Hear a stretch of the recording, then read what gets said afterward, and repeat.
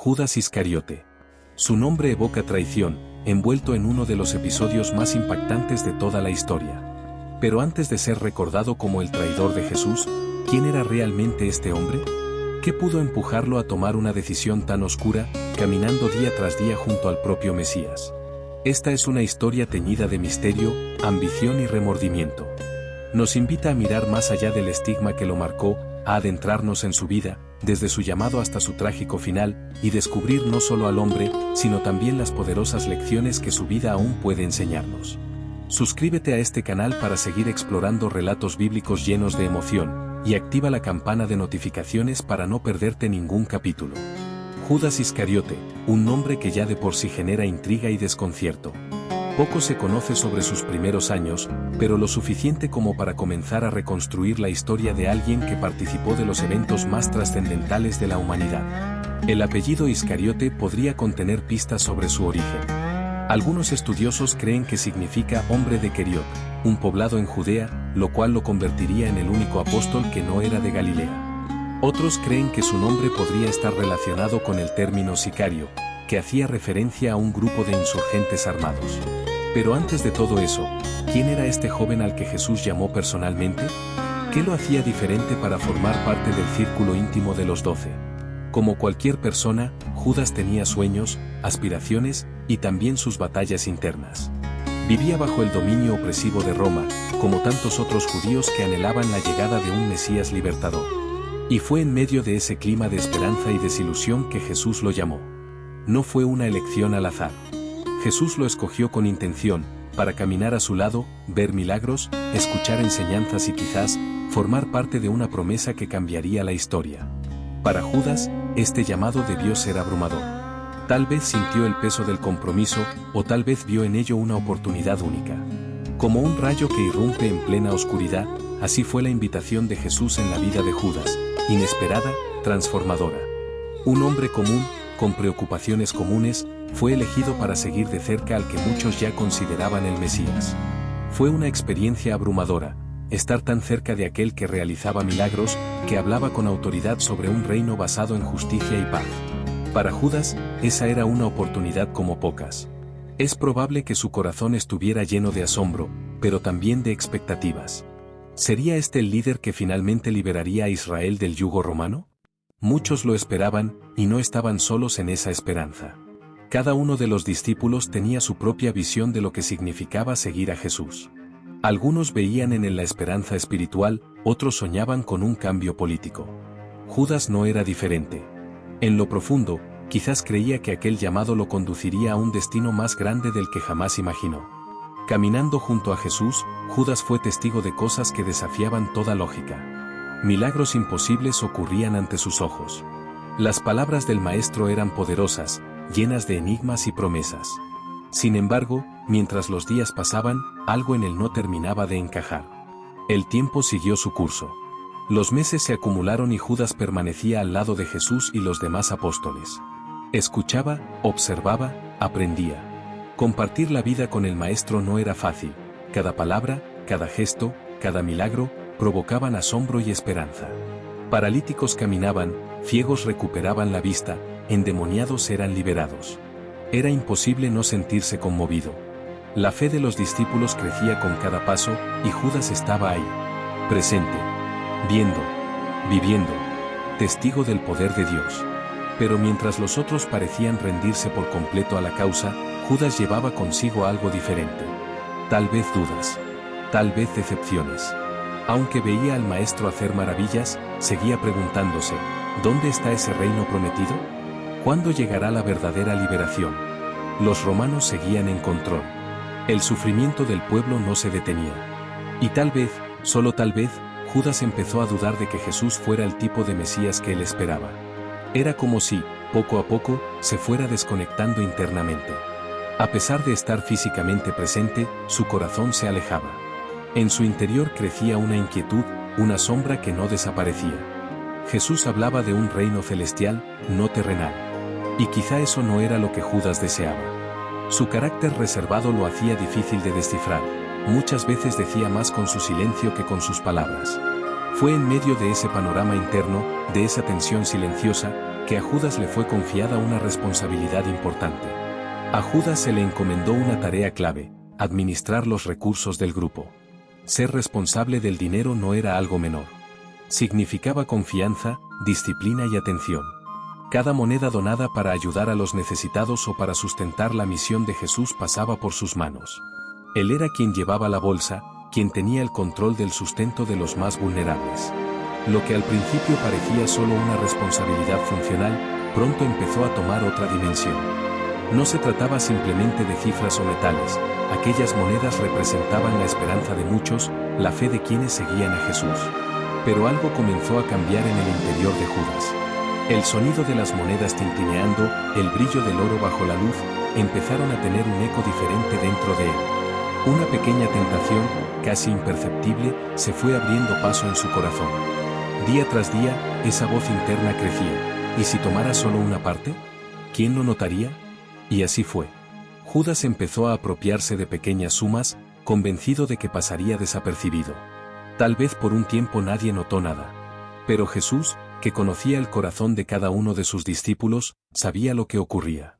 Y aún así, no lo confrontó de inmediato. Su silencio era más profundo que cualquier acusación. Un día, en una casa sencilla en Betania, todo cambió. Jesús estaba allí con sus discípulos, cuando María, la hermana de Lázaro, entró con un frasco de perfume de nardo puro, extremadamente costoso. Sin decir nada, se arrodilló ante Jesús y derramó todo el perfume sobre sus pies. El aroma llenó la habitación. Fue un acto de adoración profundo, silencioso y poderoso. Todos quedaron en silencio, conmovidos por el gesto. Todos, menos uno. Judas no pudo ocultar su molestia. Su rostro cambió. Sus palabras rompieron la quietud de aquel momento sagrado. ¿Por qué no se vendió este perfume en 300 denarios para darlo a los pobres? El comentario sacudió el ambiente. A simple vista, parecía una preocupación noble. Pero algo en su tono lo traicionó. No era compasión, era codicia disfrazada.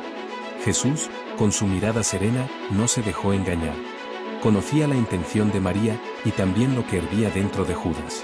Con calma, le respondió, revelando que lo esencial no siempre es lo que parece, y que hay momentos en los que el amor vale más que cualquier tesoro. No la molesten. Ella ha hecho esto en preparación para mi sepultura. A los pobres los tendréis siempre, pero a mí no siempre me tendréis. Las palabras de Jesús cortaron el ambiente como una espada suave pero firme. Con ellas, defendió a María y honró su acto de amor. Judas no respondió. Guardó silencio, pero algo en su interior se quebró para siempre. Desde aquel día en Betania, una sombra comenzó a crecer en su alma. Quizás fue la codicia. Tal vez la desilusión. O incluso la amarga sensación de que todo aquello en lo que había creído no era lo que había imaginado. Jesús hablaba de un reino que no se veía, de una gloria que no se tocaba. Judas, en cambio, quería certezas visibles, poder tangible, una victoria que pudiera palparse. Y mientras esa ansiedad carcomía su espíritu, una fuerza más oscura se aproximó. Las Escrituras afirman que Satanás entró en él. No fue un momento repentino, sino una invasión lenta, como una noche que va cayendo sin que uno se dé cuenta. Judas ya no solo luchaba con sus emociones, ahora era parte de un propósito más siniestro, una pieza dentro de un ajedrez movido por las sombras. Tal vez él pensaba que todavía controlaba su destino. Pero cada decisión que tomaba lo arrastraba más hacia un abismo del que ya no podría regresar. En su mente, las voces eran cada vez más ruidosas. ¿Qué esperaba realmente de Jesús? ¿Un caudillo que levantara al pueblo contra Roma? ¿Un salvador político? Pero con cada enseñanza del Maestro, con cada referencia a un reino celestial y no terrenal, Judas se sentía más desconectado, más solo. Y fue en ese vacío que nació la traición. Fría, calculada, silenciosa. Sabía exactamente a dónde ir. Sabía quiénes lo recibirían. Los líderes religiosos llevaban tiempo queriendo atrapar a Jesús, pero temían al pueblo. Judas conocía los rincones ocultos, los pasadizos alejados de los ojos de las multitudes. Fue allí donde ofreció lo impensable, una forma de capturar al nazareno sin causar revuelo. Hablaron de un precio. Y se selló el trato, 30 piezas de plata. El mismo Judas que una vez cuidó del dinero destinado a los pobres, ahora aceptaba monedas manchadas por la traición. Con esa suma se podía comprar un terreno o el alma de un hombre. Los sacerdotes estaban satisfechos. Por fin, tenían lo que necesitaban. La llave para capturar a Jesús venía de uno de los suyos. Judas sería el guía. Él conocía el camino. Sabía el lugar exacto. Sabía cuándo Jesús estaría solo, apartado de la multitud. Todo estaba listo. Solo quedaba esperar el momento indicado. Y mientras tanto, las 30 piezas de plata seguían pesando en su bolsillo y en su conciencia. Podía parecer sereno por fuera, pero por dentro, una tormenta rugía sin descanso. La inquietud se filtraba en cada pensamiento, como un veneno lento. Y esa incomodidad alcanzó su punto más alto en la última cena. Allí estaban todos reunidos, en torno a Jesús, compartiendo el pan y el vino, ajenos a lo que estaba por acontecer. El ambiente era solemne. Solo se escuchaban las voces suaves de los discípulos. Nadie sospechaba que ese sería su último encuentro juntos como hermanos. Judas también estaba allí. Comía, bebía, sonreía, pero su alma no estaba presente. Las monedas en su bolsa parecían arder, recordándole lo que había hecho, lo que estaba por hacer. Su traición ya no era un secreto entre él y su conciencia. Jesús lo sabía. Lo había sabido desde el principio. Y fue entonces que el maestro rompió el silencio. Uno de vosotros me va a traicionar. La frase cayó como un trueno. El aire se volvió denso. Los discípulos dejaron de masticar. Las miradas se cruzaron. La confusión reinó. El miedo también. Uno a uno, comenzaron a preguntar, con la voz temblorosa, ¿soy yo, Señor? La incertidumbre se apoderó de la mesa. Cada uno temía ser el traidor. Judas, en medio de ellos, fingió. Ocultó su ansiedad detrás de una máscara. Y con frialdad, casi como un desafío, preguntó, ¿acaso soy yo, maestro? Jesús lo miró. Y en su mirada había dolor, pero también una firmeza implacable. Tú lo has dicho. Esa frase selló el destino. Ya no había vuelta atrás. Judas ya no era simplemente un hombre dudando. Era el traidor. Mientras los demás aún trataban de entender lo que Jesús había dicho, Judas se puso en marcha. La oscuridad de la noche lo cubría, pero no más que la oscuridad de su corazón. Jesús salió con sus discípulos hacia el huerto de Getsemaní. Un lugar de silencio, de oración, de angustia. Allí, bajo la luz débil de las estrellas y el susurro de los olivos, Judas regresó. Esta vez no solo. Acompañado por los guardias del templo. Sus pasos eran cautelosos. Sus ojos, fríos. Sabía que era el momento. El aire era espeso, cargado de tensión. Y al frente, su maestro, su amigo. Judas encabezaba la marcha con paso firme, pero por dentro temblaba. En su mano, apretaba con fuerza la bolsa que contenía las 30 monedas, como si aferrarse a ellas pudiera darle justificación. Estaba al frente, guiando a los soldados y a los líderes religiosos como un general en la oscuridad, aunque su causa no era noble. En su corazón, algo ya se había roto, pero seguía adelante. Aquel gesto que usaría para entregar al maestro, un beso, era irónicamente el mismo que hasta entonces simbolizaba afecto, lealtad, respeto. Al llegar al huerto, lo vio. Jesús, tranquilo, como si ya supiera lo que venía, rodeado por sus discípulos, la mayoría somnolientos, ajenos al abismo que se abría a sus pies. Judas se acercó sin vacilar. Su respiración se volvió errática, pero no dudó. Lo besó. Y con ese beso selló el destino del Hijo del Hombre y el suyo. El silencio fue quebrado por el avance de los soldados. El chocar del metal, las órdenes susurradas, los pasos firmes. Jesús no retrocedió. Lo miró. No con enojo. No con desprecio. Solo con una mezcla de tristeza y ternura. Y le dijo con voz serena, como si lo estuviera llamando una última vez, «Amigo, ¿a qué vienes?» Judas no respondió. Ya no tenía palabras. Solo el eco de esa pregunta quedaría grabado en su alma, como una llama imposible de apagar. Los soldados apresaron a Jesús. La confusión reinó entre los discípulos. Algunos corrieron. Otros gritaron. Pero la traición ya estaba hecha. Judas solo observaba, paralizado por lo que acababa de hacer. No imaginaba que el remordimiento llegaría tan rápido, ni con tanto peso. Ver a Jesús encadenado lo sacudió de su engaño. Las monedas en su bolsa comenzaron a pesar como si cada una llevara su alma encadenada. Lo que antes parecía un pago, ahora era una maldición. El plan que había justificado en su mente se revelaba como lo que era, una tragedia irremediable. Corrió, desesperado. Ya no quería ser parte de eso. Fue en busca de los líderes religiosos, los que lo habían convencido, los que le habían dado las monedas, pero ahora ellos ya no necesitaban nada de él. Para ellos, Judas ya no era útil. Ya no era parte del juego. Temblando, con la voz quebrada y los ojos rojos por la desesperación, arrojó las monedas al suelo. He pecado, he traicionado sangre inocente. Pero los sacerdotes, fríos como el mármol del templo, le respondieron sin emoción. ¿Y eso qué nos importa? Eso es problema tuyo. No hubo perdón. No hubo compasión. Solo indiferencia. Y Judas estaba completamente solo. El peso de las monedas esparcidas por el suelo reflejaba débilmente la luz tenue del templo, pero el brillo que antes había fascinado a Judas ahora le resultaba insoportable. Con cada paso, el remordimiento lo aplastaba más y más. Huyó de allí, corriendo a través de la oscuridad de la ciudad, con el corazón lleno de pesar y la mente completamente desmoronada. La culpa se acumulaba en su interior como una tormenta a punto de estallar. Y esa noche, sin más esperanzas, Judas tomó la decisión que lo conduciría a su fin. La noche cayó pesadamente sobre él, y el arrepentimiento ya no era una sombra lejana, sino un monstruo que lo devoraba por dentro. Corrió sin rumbo, huyendo de algo que estaba más cerca de lo que podía soportar, su propia conciencia. El sonido de las monedas que había arrojado en el templo aún resonaba en su mente, y con él, el recuerdo de la mirada de Jesús, una mirada que, a diferencia de las demás, no trajo condena, sino una profunda tristeza. Esa mirada lo persiguió constantemente. Judas no encontró paz en ningún lugar, ningún rincón parecía seguro.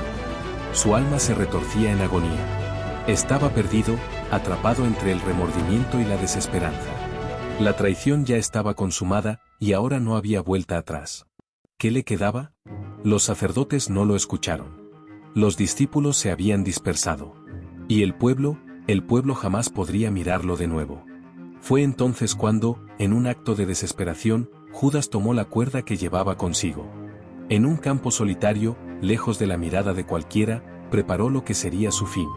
El viento soplaba suavemente, como si el mundo mismo llorara por el trágico destino de aquel hombre, que por avaricia o ilusión había traicionado al Hijo de Dios.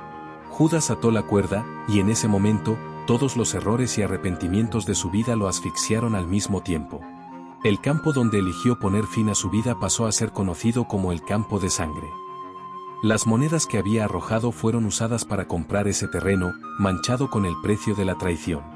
La historia de Judas, aunque terminada allí, seguiría siendo recordada por generaciones. Con el tiempo, Judas Iscariote se convirtió en una figura central de debates, sermones y reflexiones. ¿Quién era él, realmente? ¿Un traidor impulsado por la codicia o alguien que, tomado por fuerzas mayores, perdió el control de su destino? Algunos ven en Judas la figura del arrepentimiento que nunca vivió plenamente, mientras que otros lo ven como una advertencia para aquellos que anteponen sus propios deseos al propósito divino. Jesús sabía desde el principio lo que Judas iba a hacer. A pesar de todo, lo eligió, lo amó y lo trató con la misma misericordia que ofrecía a todos. La misma gracia que Jesús ofreció a los demás discípulos, Judas también la recibió. Caminó junto al Maestro, fue testigo de milagros, escuchó sus palabras y tuvo todas las oportunidades para elegir un camino diferente. Sin embargo, al final, fue consumido por sus propias decisiones. Su legado, sin embargo, va más allá de ser una simple advertencia. La historia de Judas es también una reflexión sobre la fragilidad humana, sobre cómo nuestras elecciones pueden llevarnos a lugares de los que no podemos regresar. La redención estaba al alcance de Judas, como lo está al alcance de todos, pero él no la buscó. Y quizás esta sea la mayor lección de su trágica trayectoria, una historia que, aún marcada por el dolor, nos invita a reflexionar sobre el poder del perdón, de la elección y de la gracia que siempre se nos ofrece. La primera lección que aprendemos de Judas es sobre el poder de las decisiones. Aunque estaba tan cerca de la verdad, eligió el camino de la codicia, el egoísmo y, en última instancia, la desesperanza. Su historia nos enseña que no basta con estar cerca de la gracia, debemos aceptarla y vivirla de manera genuina. Judas vio la verdad, pero dejó que sus propias expectativas sobre quién debería ser Jesús lo alejaran de su propósito divino. Otra lección importante es sobre el arrepentimiento. Judas sintió el peso de su traición, pero en lugar de buscar perdón, se dejó consumir por la culpa. En su desesperación, no se dio cuenta de que, al igual que Pedro, quien también fracasó al negar a Jesús, podría haber encontrado la redención. La historia de Judas nos recuerda que el arrepentimiento es siempre una puerta abierta, pero depende de nosotros atravesarla. Finalmente, su vida es un poderoso recordatorio de que el camino de la ambición y el egoísmo puede conducir a la destrucción, pero aún así, la gracia estaba allí, esperando ser recibida. La historia de Judas es trágica, pero nos invita a reflexionar sobre nuestras propias lecciones y sobre cuán dispuestos estamos a dejarnos guiar por el perdón y la misericordia que siempre se nos ofrece. Si te gustó la historia de Judas Iscariote y quieres seguir explorando otras historias de fe y superación, no olvides darle me gusta a este vídeo, compartirlo con tus seres queridos y, por supuesto, suscribirte al canal para no perderte ningún contenido nuevo. Juntos, exploremos lecciones más poderosas de la Biblia.